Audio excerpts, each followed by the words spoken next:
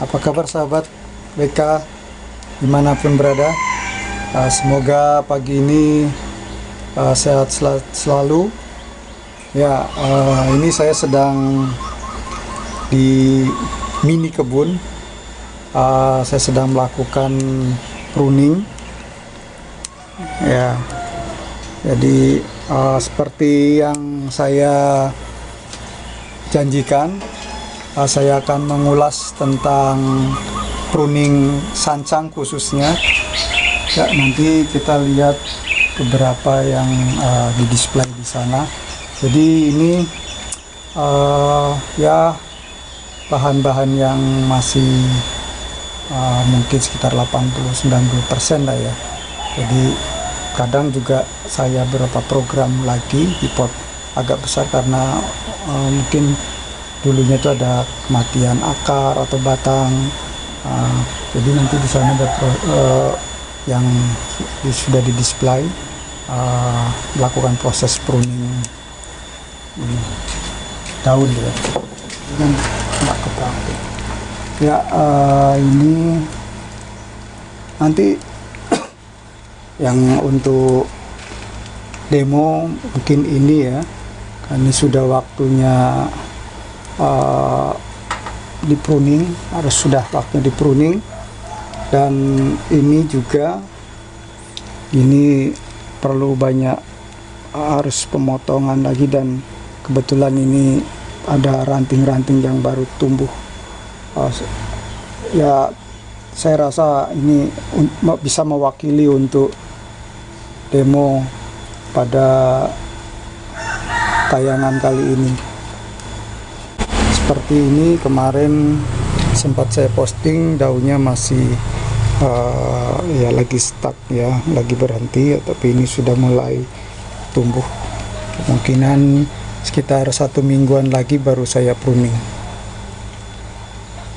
Nanti setelah ini saya akan pindah ke studio untuk bisa mendapatkan angle yang lebih detail, biar teman-teman bisa melihat secara jelas bagaimana prosesnya. Saya akan kupas teknik andalan WK Bonsaiku. Nanti ya satu persatu saya akan ulas apa kelebihan dan kekurangannya dan tujuan dari masing-masing pruning itu. Ya, saksikan ya, jangan skip, tonton terus sampai akhir. Ya, seperti yang sekarang kita lihat, di sini saya ambil 4 bonsai ukuran mame dan sito, dimana saya rasa masing-masing ini bisa mewakili untuk contoh ya, contoh dimana tahap pruning atau teknik pruning untuk bonsai atau pohon sancang ini. Jadi nanti saya akan ulas satu-satu dengan membedah tujuan pruning dan untuk mendapatkan hasil yang bagaimana. Nanti kita lihat satu persatu dari penjelasan dari pohon yang ada di depan ini. Ya, kita mulai mungkin dari sini, dari pohon ini, karena ada beberapa ranting yang mewakili untuk saya jelaskan. Ikuti terus sampai terakhir, jangan di skip, karena ini sangat penting, terutama bagi pemula yang masih belajar dan kebingungan bagaimana untuk mengecilkan daun, juga perawatan setelah bonsai masuk di atas persentase ya 60% ke atas ya. Ya, kita mulai dari pohon ini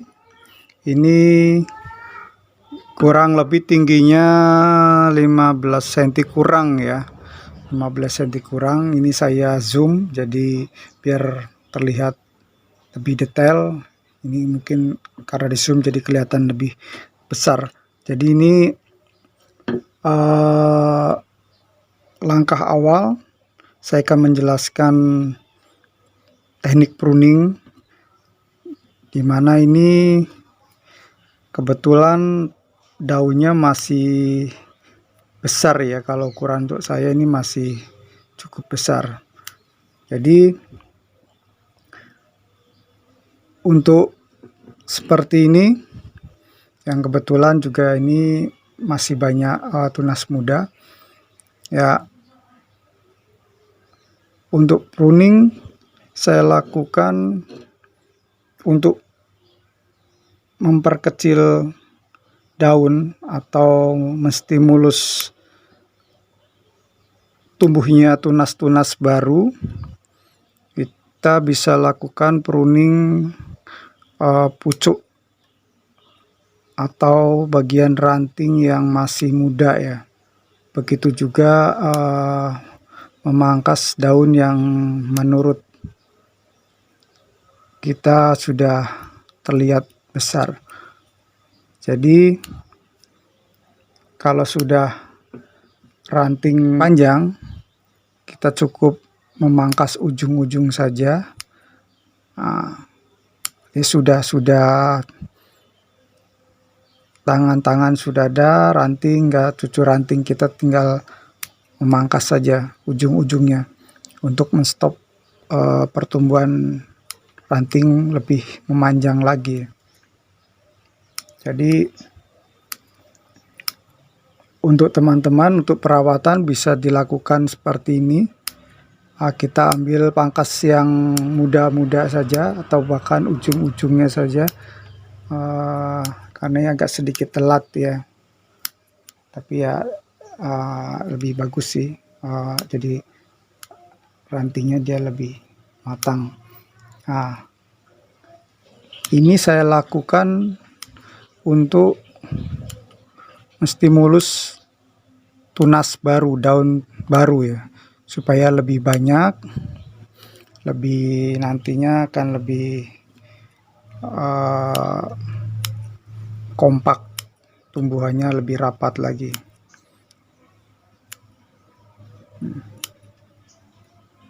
Jadi kita bisa pilih juga daun-daun yang kiranya besar.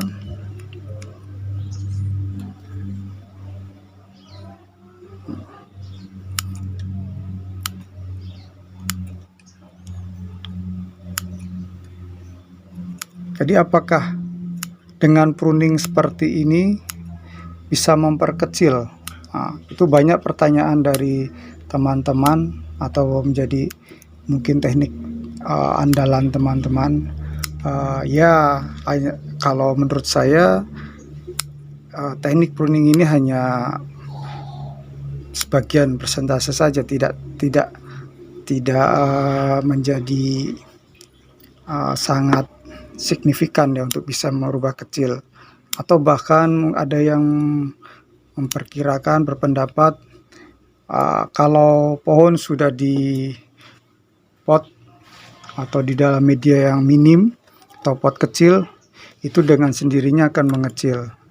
Atau ada juga beranggapan atau berpendapat untuk mengecilkan daun itu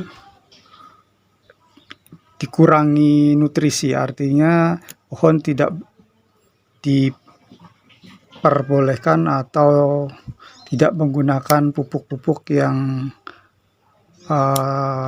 berlebihan ya, karena bisa mempercepat pertumbuhan. Ya mungkin bisa saja semua benar, saya rasa semua benar. Hanya saja mungkin cara itu tentunya akan mempengaruhi hasil ya. Jadi silakan menggunakan cara masing-masing, dan tentu hasilnya bisa dipertimbangkan atau kita evaluasi bersama-sama. Jadi di sini saya tidak memberikan cara atau langkah yang menurut saya ini langkah terbaik, tapi ya inilah pengalaman saya untuk membuat bonsai-bonsai saya. Jadi kesimpulannya, untuk tahap ini dengan mempruning pucuk ranting yang muda atau baru bertunas ini, satu mesti mulus, yang jelas mesti mulus daun atau tunas baru. Karena apa tujuannya? Kalau pada prinsipnya semakin banyak ranting, semakin banyak daun, itu akan berebut gitu, memakan nutrisinya, proses fotosintesisnya akan berebut. Jadi katakan jika, tapi intinya ranting ini sudah benar-benar tua ya, di program NAR2.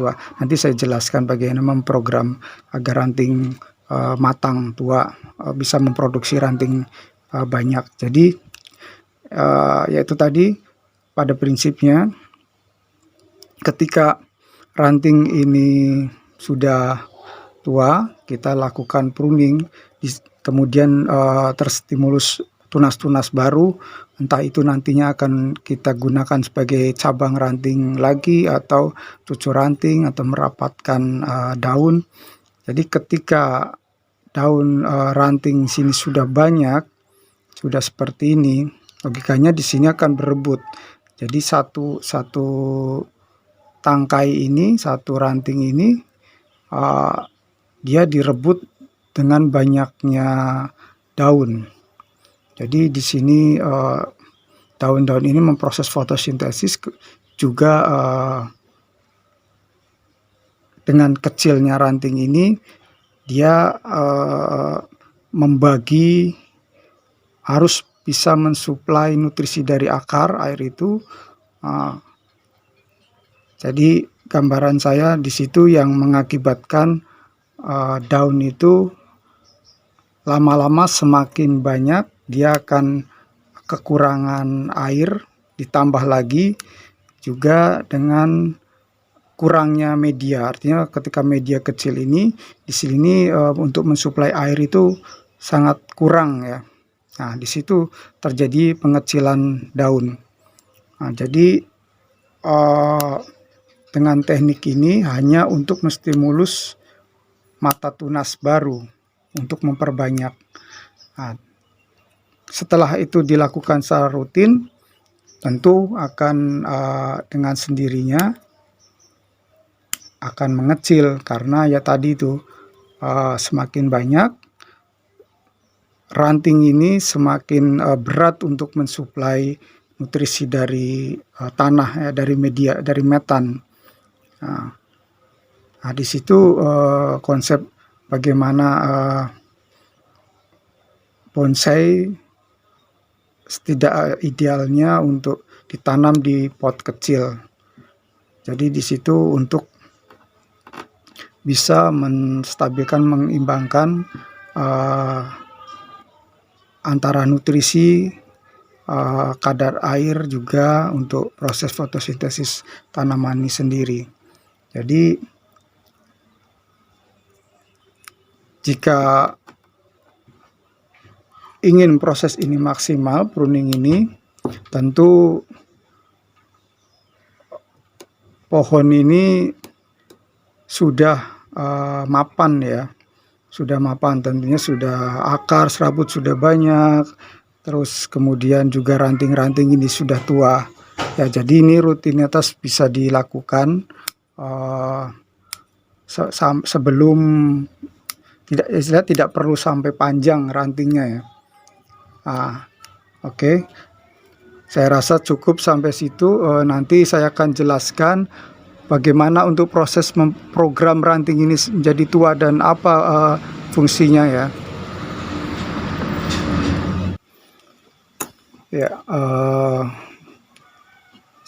Sini akan saya tunjukkan perbedaan juga hasil proses pruning seperti yang tadi saya jelaskan. Jadi di sini bisa kita lihat dari pohon yang ini, mungkin kematangannya berbeda ya, sudah lebih rapat yang ini.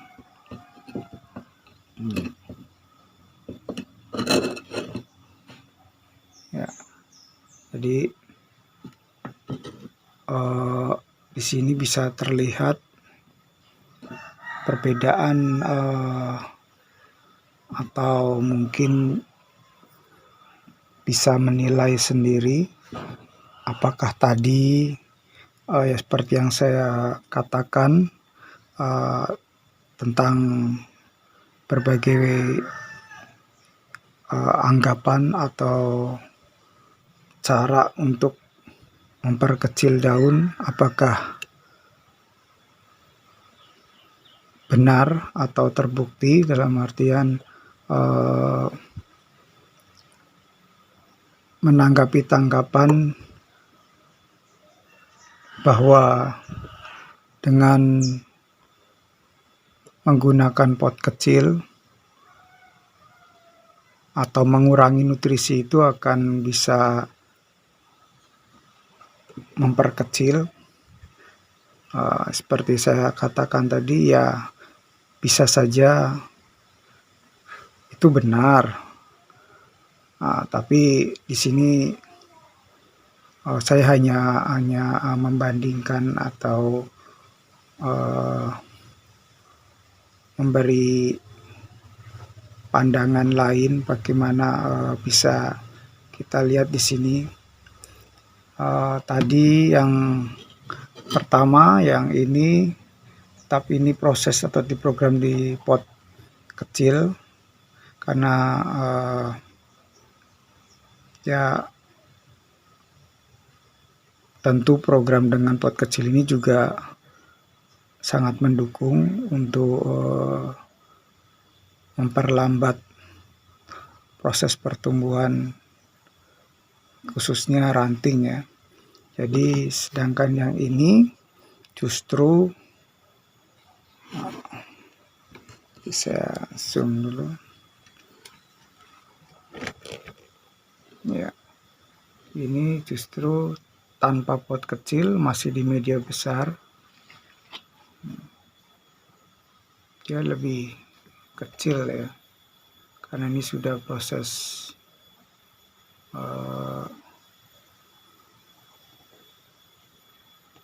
rutinitas untuk di pruning pucuk daun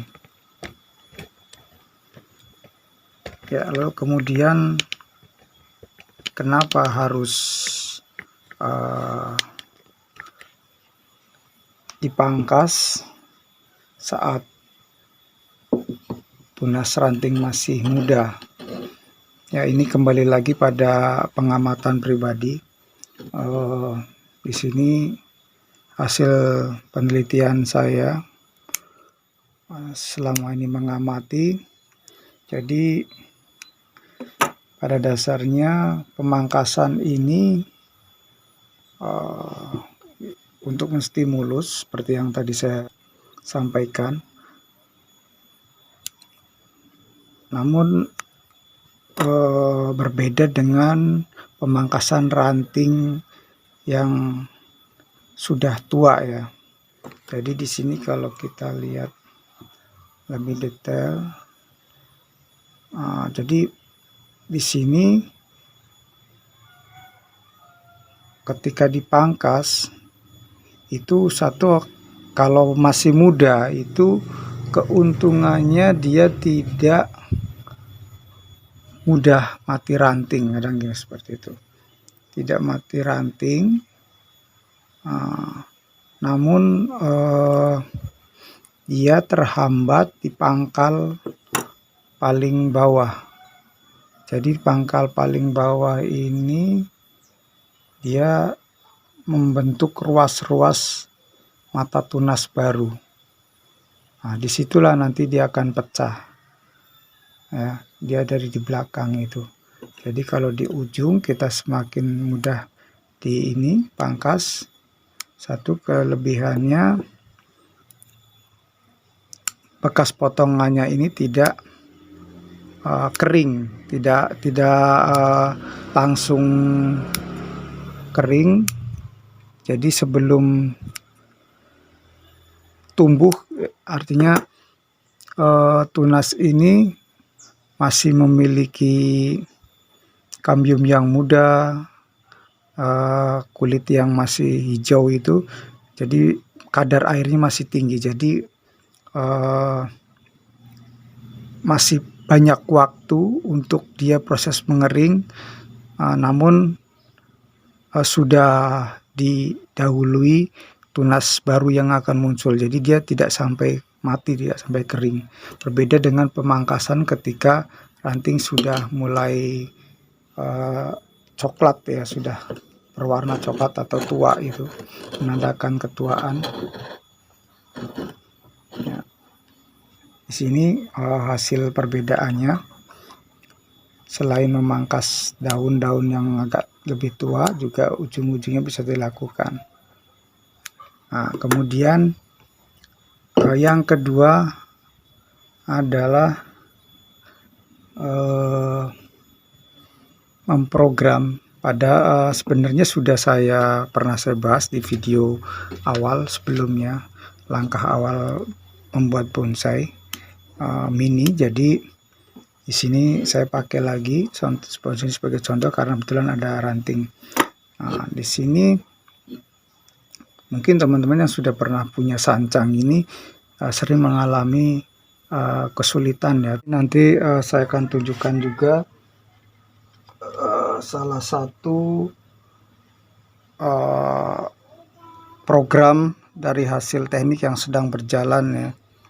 Jadi ini ada perbedaannya antara ranting yang sudah diprogram dengan yang belum. Jadi ini ya, percaya nggak percaya, kadang nggak masuk akal ya. Ini 2 tahun ya, ini yang kemarin sudah dipotong ini. Jadi teman-teman bisa lihat tayangan sebelumnya. Ini pernah ditanam di pot naga ya. Jadi setelah beberapa lama, kemudian saya tertarik untuk mendesain ulang, ditanam di batu ini. Jadi kenapa saya lakukan teknik itu? Karena tadi ya saya jelaskan butuh proses untuk penuaan dulu sebelum melakukan pemangkasan. Jadi seringkali teman-teman mungkin pernah lihat atau yang punya sancang tentu akan mengalami hal yang sama, bahwa sini seringkali ada tumbuh ranting muda ya. Jadi ini kalau dibiarkan itu sampai sebesar jari pun tetap akan warna coklat merah, tapi masih muda. Dia akan getah sekali, untuk dibengkokkan itu akan patah ya. Jadi karena ini pohonnya kecil, jadi tekniknya juga berbeda dengan membuat pohon yang mungkin sancang yang besar. Jadi bagaimana nanti ada sebuah proses, seolah-olah ada proses penahanan, di mana dia akan menuat tapi tetap kecil. Jadi saya berpandangan lebih jauh ke depannya untuk mendapatkan ranting yang lebih matang, prospek untuk bisa di anak cabangnya lebih banyak gitu. Jadi mungkin pada umumnya untuk menuakan dengan cara memangkas langsung bisa memang benar, karena tujuannya akan langsung tua, mandek, dan bahkan cabang. Namun seperti yang sering kali saya alami, cabang itu benar akan adanya tumbuh, tapi dia tumbuh di mata tunas yang sudah ada sebelumnya. Dia tidak tumbuh di bagian ruas tengahnya ini, tidak di bagian ruas, tapi dia tumbuh kembali di sini. Nah, kelemahannya ketika ini dipotong langsung, dia akan stuck, tidak akan ada cabang lagi, atau bentuknya pun akan kaku ya, terlihat kaku karena dia tidak benar, belum tua. Berbeda dengan program yang dilakukan pruning seperti yang saya lakukan ini. Jadi pada bonsai saya selalu melakukan atau menerapkan program pruning untuk penuaan ranting ini.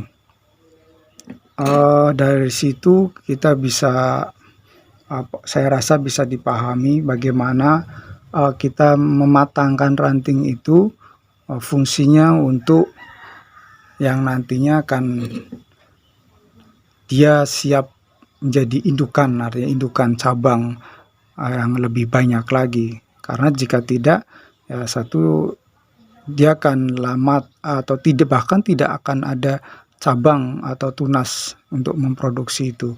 Ya kemungkinan bisa saja, namun dengan pupuk tertentu ya, yang mungkin lebih keras lagi untuk bisa memecah pertumbuhan itu. Namun perlu diingat bahwa ini adalah pohon yang sangat kecil, jadi kita harus benar-benar hati-hati menyeimbangkan pertumbuhannya, harus tetap terjaga proporsional bentuknya ya. Jadi dari dua teknik tadi saya rasa cukup bisa dimengerti, dimana kesimpulannya adalah pruning pucuk daun ini bisa menjadi langkah terakhir dalam merawat atau memprogram daun ya, seperti yang saya jelaskan di awal, di mana fungsinya untuk menstimulus saja setelah cabang ranting sudah banyak hingga ke cucu ranting itu, yang artinya yang ranting yang kecil-kecil terakhir.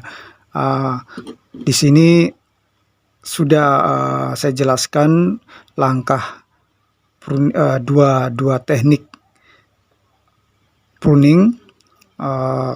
Kemudian yang ketiga adalah ini saya beri contoh beberapa ya. Jadi yang ketiga biasanya itu digunakan untuk ketika pada umumnya ketika pemindahan dari pot besar ke pot kecil.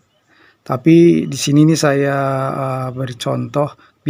Saya tidak selalu melakukan itu, terutama saat pemindahan. Jadi ini sebagai contoh, ini tadinya di pot besar, kemudian saya pindah ke pot yang lebih press, lebih kecil lagi, tapi tanpa melakukan pruning sama sekali dan potong akar full.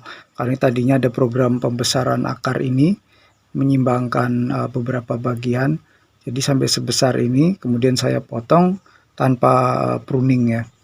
Jadi saya hanya menjelaskan langkah teknik ketiga ini biasanya saya gunakan itu untuk ketika pohon ini, biasanya khususnya sancang itu sangat rentan dengan hama, terutama di musim hujan ya, itu seringkali hama ini mulai muncul. Jadi ketika di musim hujan justru saya lakukan pruning total. Pruning total itu semua daun diambil,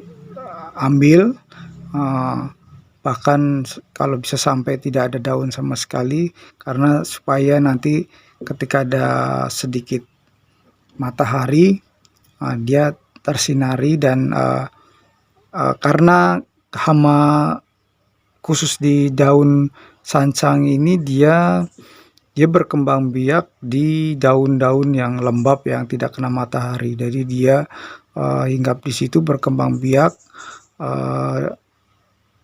di kelembaban daun. Jadi daun akan berdampak busuk, ditandai daun menghitam tapi basah gitu, busuk gitu, dan juga meranggas ke ranting-ranting. Jadi ranting akan menjadi busuk kering juga. Jadi untuk mensiasati itu biasanya yang saya lakukan adalah pruning total. daun. Jadi daunnya semua saya pruning semua. Jadi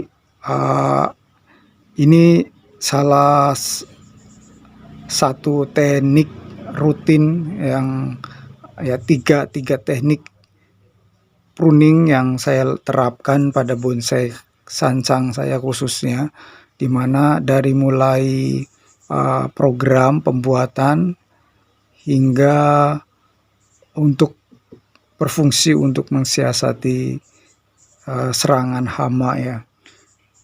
Jadi sangat berperan penting pruning ini sendiri. Jadi tidak hanya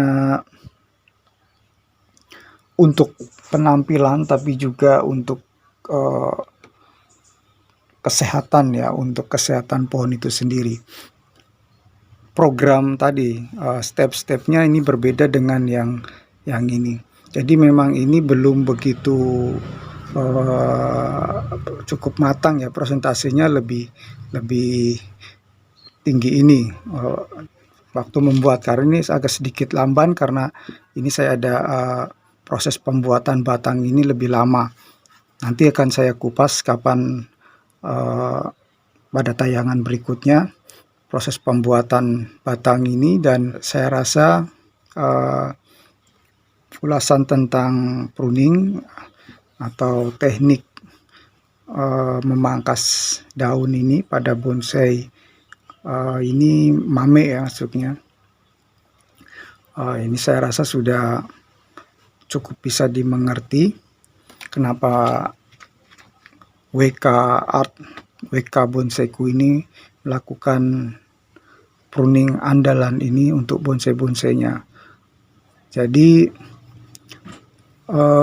tentu poinnya adalah cara yang berbeda akan menghasilkan hasil yang berbeda pula gitu. Ya, nanti akan kita ulas lagi dengan teknik-teknik membuat bonsai mini. Bahkan nanti akan saya tayangkan bonsai yang lebih kecil lagi, sito ya mungkin, bahkan Kesisubo, bahkan di bawah 3 kali lipat dari Kesisubo. Jadi dan itu pun berlaku teknik pruning ini untuk zes bonsai mini, baik dari small mame sampai Kesisubo, saya menggunakan teknik pruning seperti itu langkah-langkahnya. Jadi teman-teman yang ingin terus mengikuti ulasan atau tutorial membuat bonsai mini, baik pemula maupun yang ingin menambah ilmu atau referensi baru, bisa ya ikuti terus WK Art. Jangan lupa subscribe untuk dukungannya agar lebih bersemangat untuk kita belajar bersama, dan semoga bermanfaat. Dan bonsai-bonsai dari sahabat WK ataupun teman-teman kolektor yang memelihara, merawat bonsai ini semakin berwawasan dan mengerti.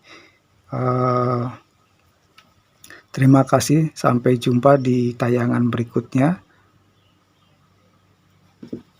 Salam lestari.